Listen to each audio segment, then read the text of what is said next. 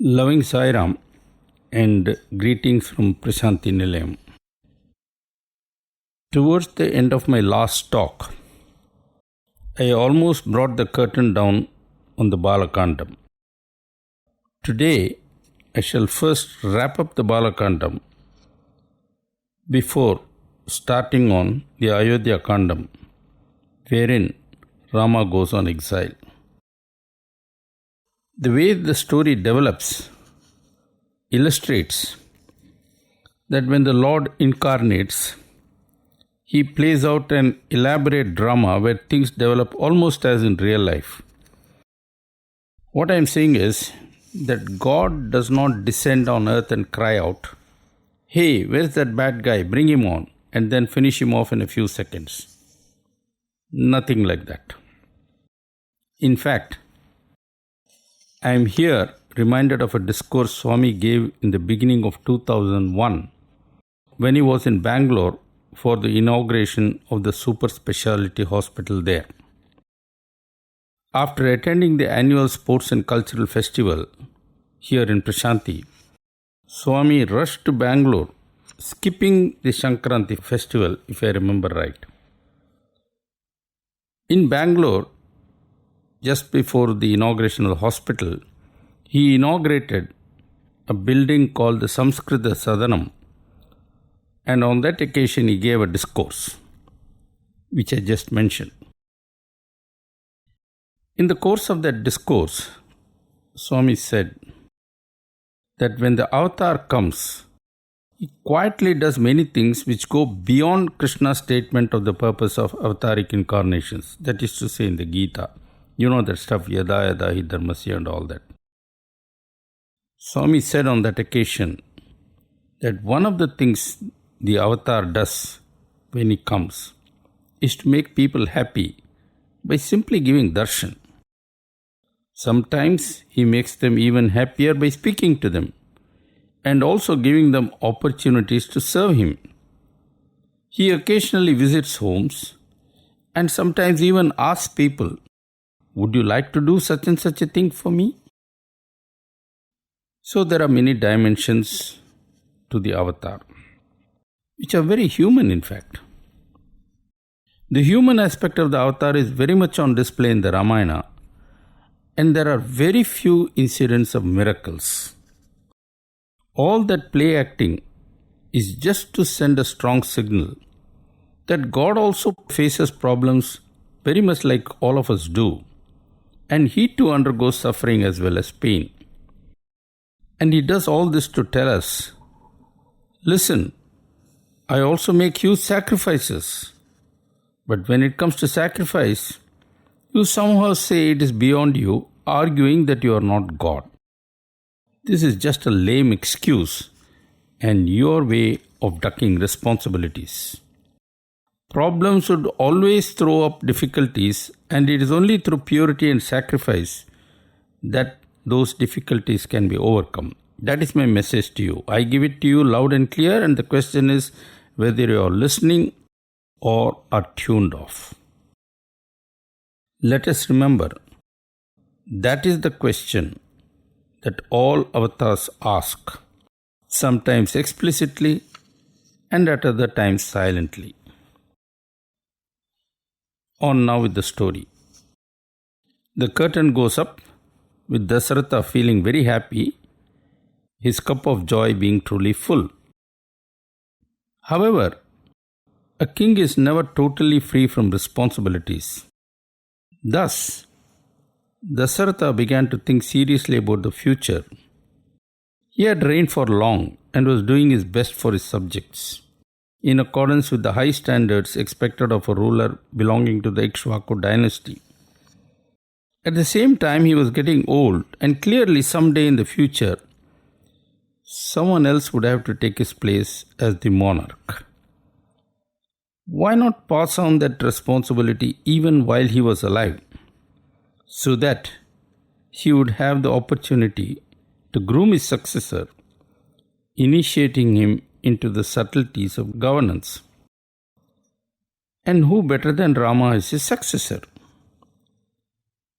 True, Bharata was away in the Kekeya kingdom where he had gone along with his maternal uncle, taking Shatrughna with him.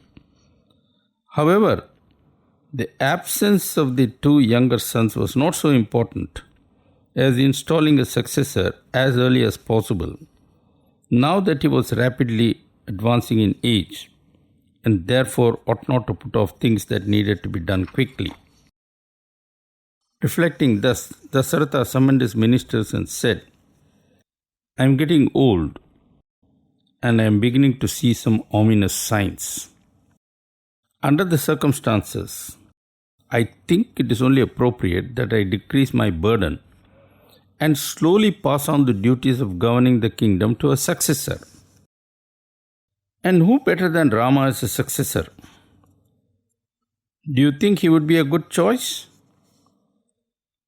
When the ministers unanimously acclaimed the choice with loud cheers, a highly pleased Dasaratha continued, "Very well then, since you all agree and since I want no delay, I would like you to make all the necessary arrangements to install Rama as the Prince Regent as speedily as possible. Time being of great essence, let us restrict the invitations to the forthcoming consecration function to rulers in the neighboring kingdoms alone, since inviting those who are far away would unnecessarily delay the proceedings." The ministers promptly swung into action, and within the next few days, there was a distinguished gathering in Dasaratha's court that included many rulers, but interestingly enough, not the ruler of the Kekeya kingdom, who, like King Janaka, was not informed in view of the distance factor.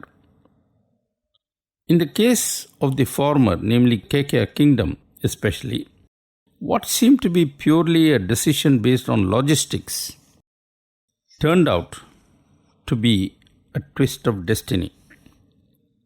When the gathering was fully assembled, Dasaratha made a ceremonial entrance and took his seat on the throne, even as he was greeted appropriately by all those who were present.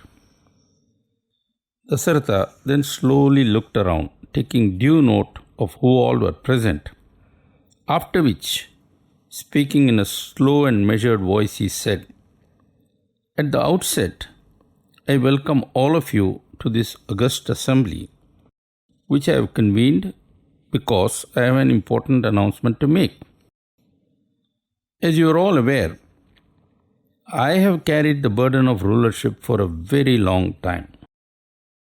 This body having become old, it is only appropriate that I think of nominating a successor. There is a consensus amongst the councillors of Ayodhya that my eldest son Rama would be the best choice in all respects, ranging from being virtuous to being just and compassionate. Moreover, Rama has a total mastery of the scriptures, is always respectful to elders, and deeply committed to placing service and sacrifice before self, all of which are in the best traditions of our great dynasty. It is my personal desire that Rama be installed Prince Regent tomorrow morning, since it happens to be an auspicious day. However, I shall not proceed with that function until I am sure that I have the approval of this august assembly. I pause at this juncture to hear your opinions, especially if there be any to the contrary." Rama being a universal favorite, the only comment that Dasaratha received was a loud cheer and a huge roar of approval. Yet, master as he was of statecraft, Dasaratha said, "I am delighted by your response, but since my opinion of Rama is likely to be tinged with personal bias, may I request you to explain why, in your opinion, Rama would be a worthy successor?" Then followed speeches in which the various sterling qualities of Rama were elaborately eulogized and extolled.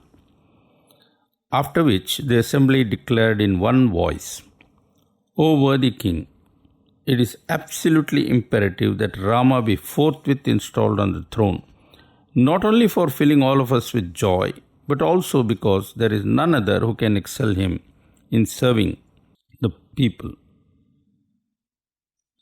Pleased that there was unanimous approval of Rama's worthiness to rule, Dasaratha immediately said to sages Vasishtha, Vamadeva and other leading spiritual advisors, "This month of Chaitra that is currently running appears to be a very auspicious one. Please would you be so kind as to make all the necessary arrangements for Rama to be installed as the Prince Regent as early as possible?" Responding to the king's request, Vasishtha and Vamadeva decided that the consecration would be done on the following morning itself, since that particular time was exceptionally auspicious. Following this, Dasaratha instructed Sumantara to fetch Rama immediately. When Rama arrived, he prostrated at his father's feet and waited for Dasaratha to speak. At first, Dasaratha just hugged Rama and did not say anything. He was so full of joy that the words simply failed him. Slowly, he began to give expression to his plan and said, "Rama, I feel the time has come for me to step aside and install a new ruler. You are the unanimous choice of one and all, and of course, as my dearest son, you are my choice too. In any event, as the eldest son, the throne automatically goes to you and no one else. I have absolutely no doubt that you would be one of the greatest rulers Ayodhya has ever had. At the same time, as your loving father, I do hope you would not mind if from time to time I share with you my own experience in matters of statecraft and governance. The elders have decided that tomorrow morning is a very auspicious time, and that is when your consecration would take place. Please get ready for it." During all this, Rama simply remained silent. Dasaratha having finished what he wanted to say, Rama offered his obeisance to the emperor and quietly withdrew. Meanwhile, a few of Rama's friends who happened to hear about this great news rushed to Kausalya and informed her. Absolutely thrilled, she promptly showered various gifts on the bearer of good tidings. Indeed, in no time at all, the news about Rama being installed as the crown prince spread all over Ayodhya and soon became the talk of the town. People were of course thrilled and overjoyed, but they also remembered to thank the Almighty for their good fortune and prayed to the Lord for Rama's welfare and success. The formal announcement having been made and Rama also duly informed, Dasaratha returned to his private chambers. However, the bad dreams he had earlier and the various ominous signs he had noticed kept bothering him. Summoning Sumantara, he said, "Please ask Rama to meet me once more." Hastening to implement the emperor's orders, Sumantara forthwith drove in his chariot to Rama's residence and conveyed Dasaratha's wish. Naturally, Rama was somewhat puzzled by this sudden recall, but nevertheless, he promptly presented himself before his father. Dasaratha then said, "Rama, as I told you earlier, I want you consecrated as the Prince Regent tomorrow. I did not mention, however, that I have been getting bad omens, which mean two things. Firstly, under no circumstance must this function be delayed. It must be gone through immediately, even if Bharata is absent. It has to be tomorrow, especially as the moment is auspicious. And to make doubly sure that all goes well, I want you and Sita to observe a fast tonight in addition to certain prescribed austerities. You may go now. Dasaratha then requested the presence of sage Vasishtha, and when the Rishi came, he said, "O venerable sage, I have asked Rama to observe certain austerities preparatory to tomorrow's function. Kindly give him all the detailed instructions needed so that he and Sita strictly follow the scriptural requirements," which Vasishtha promptly did. As evening slipped into night and both Rama and Sita were totally preoccupied with observing the austerities they were required to, Ayodhya was all agog and buzzing with excitement. And why not? For how often is there a consecration of a new king? While the entire populace was getting ready for a great event, a hunchback named Manthara, who served as maidservant of Kaikeyi, noticed that there was a festive mood everywhere. Filled with curiosity, she made inquiries, and when she discovered that it was all due to the forthcoming installation of Rama as the Prince Regent, she became extremely angry and rushed immediately to Kaikeyi's chamber. Finding the queen in a relaxed mood and reclining on a couch, Manthara screamed, "Are you out of your mind? Danger is staring at you, and here you are without a care in the world. How on earth can you afford to be so indifferent?"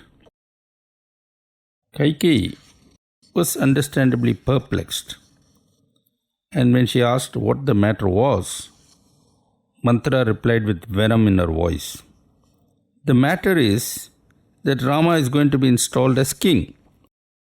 When that happens, your importance and influence would take a nosedive and your problems would begin. Soon you would be put to all kinds of difficulties and suffering, and along with you, I too would be ruined. Do you realize that the king waited for Bharata to go away before implementing his cunning and evil plan? Are you aware that, jealous of your popularity with the emperor, selfish forces are working behind your back to marginalize you?" Much to Manthara's shock, Kaikeyi's response was far from what she had expected. Face beaming and with a joyous smile, Kaikeyi said, "Manthara, what's this nonsense you are talking? The news you have brought is actually a very good one. In fact, it is so wonderful that I wish to reward you for bringing me good tidings. Here, take this jewel." So saying, Kaikeyi gave the hunchback a precious gift. Totally outraged, Manthara flung the gift as if it did not matter in the least. Kaikeyi was aghast, for never before had she seen the hunchback in such a fiery and disrespectful mood. Seizing the moment, Manthara slowly began to poison Kaikeyi's mind step by step, and in no time at all she brought Kaikeyi fully under her sway, ready to listen to any mad advice. And when the moment was ripe, Manthara struck by unfolding her diabolical plan. She said, "If Rama becomes king, you have everything to lose and nothing to gain. You must therefore move heaven and earth not only to stop Rama from ascending the throne, but also have your own dear son Bharata installed as the king. Further, to ensure that Rama would not make any trouble, you must get him completely out of the way. That's what you must do, and you must do that without a moment's delay." By now, completely under Manthara's control, Kaikeyi was totally confused. Sounding helpless, she moaned, "But Manthara, what you are proposing is simply out of this world. How can I make all this happen?" With a patronizing smile, Manthara said, "O foolish queen, you do not know the power you hold over the monarch. To start with, you are Emperor's favorite queen, and if he sees you in a rage, he would go to any extent to pacify you. You must take full advantage of that power you have over him. Next, I hope you remember that on 2 occasions in the distant past, you rendered invaluable service to Dasaratha, in recognition of which he granted you 2 boons. Till today, you have not cashed them, which is good, because now is the best time to do so. Thus, you would, without wasting a single moment, make 2 firm demands on your husband. 1. Bharata must be immediately installed on the throne instead of Rama, and 2. Rama must immediately go on exile to the forest for 14 years. Squeeze those 2 boons out of Dasaratha and your home with the price. This husband of yours is crazy about you, and for your sake he would even go through fire. That is the supreme advantage you hold, and the moment has come to use that advantage. As your ever loyal servant who has wished nothing but the best for you, I have done my bit. The rest is in your hands. Good luck. Having planted the poison seed, Manthara withdrew with a deep sense of accomplishment. For how often is it that a mere servant, and that too one much ridiculed and despised by the entire royal household, gets a chance to change the destiny of a whole kingdom? As the poison slowly seeped through her mind, Kaikeyi's attitude changed completely. She, who just a short while earlier was full of joy on hearing that Rama was soon to be crowned, now began to seethe with anger. Casting aside her jewelry and disarranging her well-groomed hair, she stormed into a room reserved for being alone and sulking in private. Yes, there was such a provision in the palace. The idea being the king would come there to sort out the grievance of his queen who had gone into seclusion. Meanwhile, totally unaware of the vicious plans that had been hatched to derail the fortune of an entire kingdom, Dasaratha entered Kaikeyi's private chamber to personally give her the good news about the forthcoming royal function and share the joy with her. Not finding her there, Dasaratha then went looking for her and soon found her in the sulking room. Shocked to see her lying on the floor and weeping, Dasaratha asked rather anxiously, "Kaikeyi, what happened? Did anyone hurt you or say anything harsh? Tell me this very instant, and I shall see to it that whoever it is that has driven you to this state is duly punished." Kaikeyi acted as if she did not notice the entry of Dasaratha and continued to wail and roll on the floor as if in uncontrollable agony. Thoroughly alarmed, Dasaratha knelt down on the floor by her side, doing his best to console the angry queen and find out what exactly the problem was. After ensuring that Dasaratha was fully tied up in knots of deep concern and worry, Kaikeyi slowly bared her fangs. She began by assuring Dasaratha that nobody had either insulted or shown disrespect to her. Rather, her anguish was entirely due to certain desires she had, which only the emperor could grant. She then reminded Dasaratha how, on 2 separate occasions in the past, she had, during some battles that Dasaratha had fought, put herself in great danger in order to save Dasaratha's life. At that time, Dasaratha had granted her 2 boons, but all these years she had never explicitly asked for them to be granted. But now, suddenly she was feeling the urge to have those promises to be fulfilled. However, would the emperor remember about his past promises after all these years? And even if he did, would he care to fulfill them? That expression of doubt worked, trapping Dasaratha like a deer caught in a snare.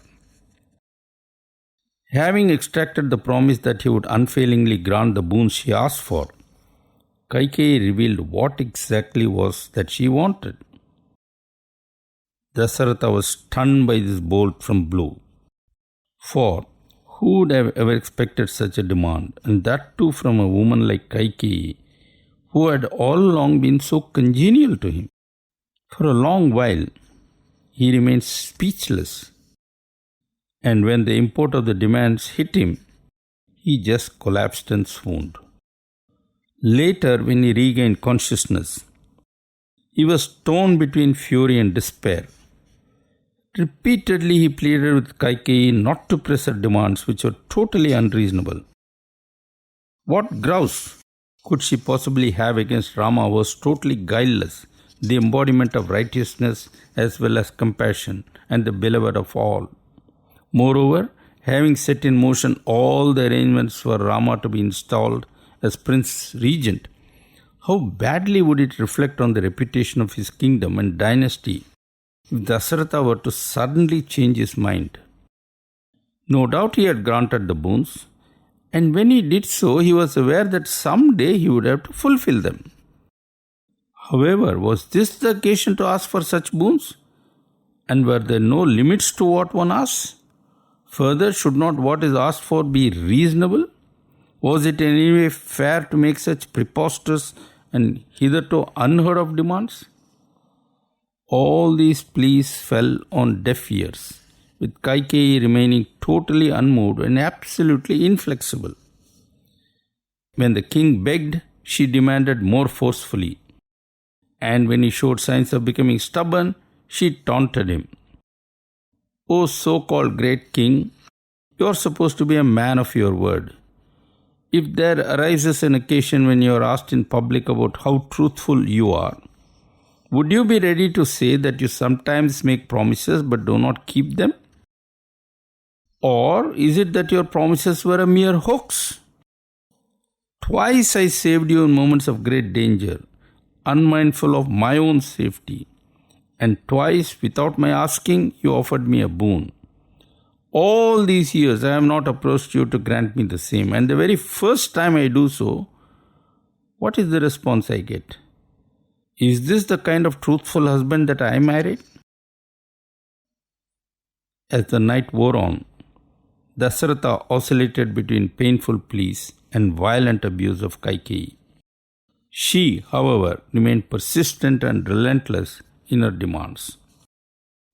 Totally enfeebled and drained of all strength, physical, mental as well as moral, the emperor finally collapsed unconscious on the floor, even as everyone else in Ayodhya was joyously preparing for the forthcoming celebrations.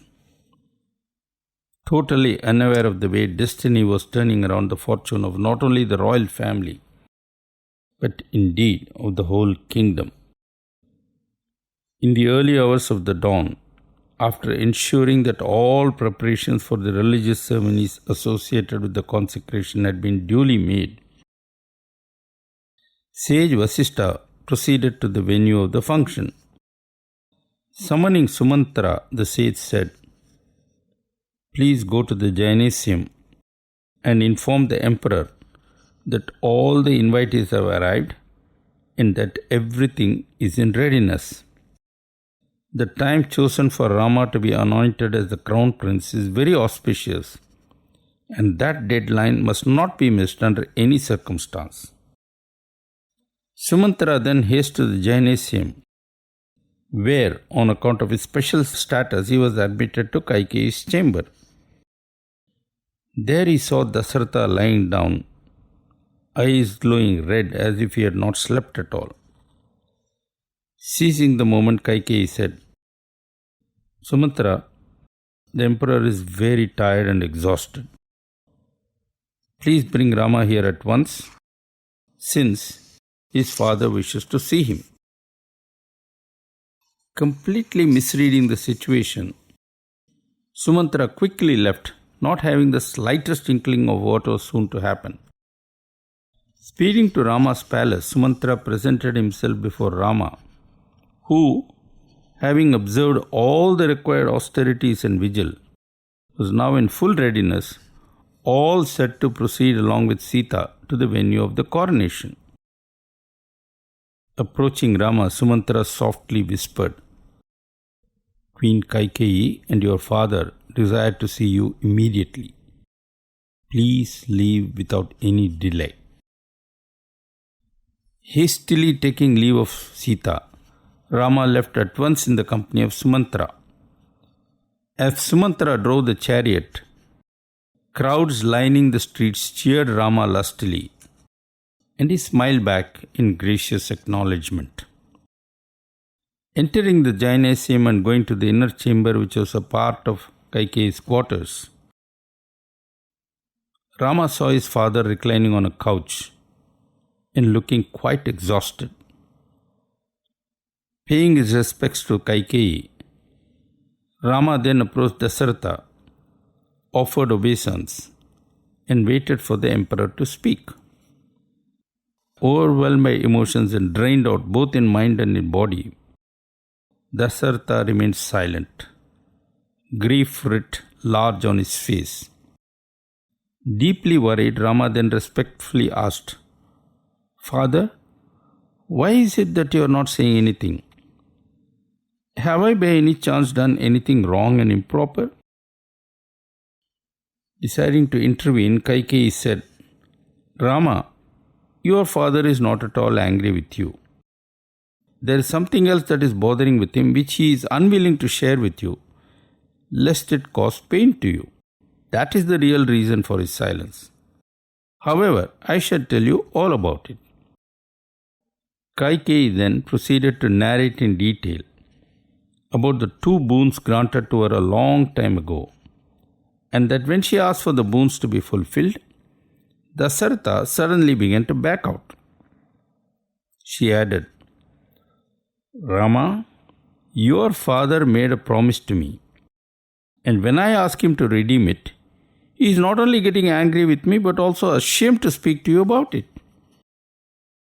It is now entirely up to you to see that either the promise given by your father is honored or it is broken. What's your decision? Are you devoted enough to your father to fulfill his promise to me, even though he is reluctant to speak to you about it?" For a moment, Rama was taken aback, not by what was being demanded of him, but by the suggestion that he would even think of hesitating to uphold truth. In a calm and composed voice, he replied, "Mother, I am utterly ashamed that I have given you cause to doubt my devotion to Father. Please do not speak such words to me. For Father, I would do anything. For he is not only my father, but also the emperor, my teacher, friend, and greatest well-wisher, all rolled into one. One word from him, and I am ready to jump into a burning pyre, swallow the deadliest poison, or plunge into the deepest ocean. I have absolutely no problem in seeing Bharata being crowned and me going on exile to the forest. If those are the boons you asked of Father, then have no worry about their fulfillment. As you desire, I shall not only withdraw to the forest, but also live in a small hut attired as a hermit, complete with the bark of trees for clothes and matted hair. Kindly bear with me till I take leave of Mother Kausalya and Sita, after which, be assured, I shall leave for the deepest forest this very day." Rama then bowed at the feet of his father, who was lying on the ground, barely conscious, after which he went clockwise 3 times round Dasaratha and Kaikeyi, and then quietly withdrew. Coming out, Rama was joined by Lakshmana and Sumantra, and as he left, Rama signaled to the crowd there that he did not want any greetings or adoration. Sensing that something was wrong, Lakshmana made inquiries, and Rama briefly described what had transpired.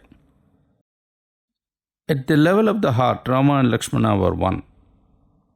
However, at this moment, while Rama was the very embodiment of calm and equipoise, Lakshmana was exactly the opposite, boiling with fury. Forbidding the use of the traditional royal umbrella, Rama, accompanied by Lakshmana, then quickly drove to Kausalya's apartment. I think I shall stop here for the day. There is a popular saying, man proposes while God disposes. In a way, that precisely is what happened in the case of Dasaratha. He made a plan, but destiny scuttled it. Who is the one who controls destiny? In the ultimate analysis, it's of course God. But when God comes as an incarnation, the avatar seldom interferes with destiny. In this case, the avatar allowed himself to be used as an instrument of destiny. That too is God's will. In this case, this was the only way the avatar could go out of Ayodhya in a seemingly normal manner, paving the way for an eventual encounter with Ravana. If you think about it, this seems to be the way God plays the game. It is interesting to speculate why Swami incarnated in what in those days was a good candidate for the title God-forsaken village. I have my own guesses. What about you? Do you have any? If so, I would be interested to hear them. I hope you would join me again next week, and for now I take your leave. All the best. Jai Sai Ram.